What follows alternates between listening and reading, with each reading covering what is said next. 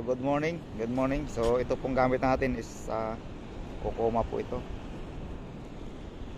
So i-try natin tong setup na to. So baka kako makakahuli na isda. So yan.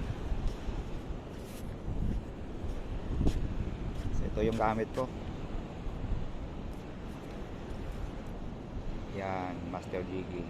So try ko dito sa beach. So yan mga kasama ko. So, fishing kami ngayon. So magandang panahon. So busy kami. So yan siya. Good morning, good morning. Nakahuli si kuya. Sana malaki to.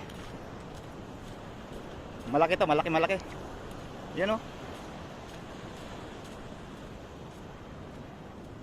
Yan, nakahuli, nakadali.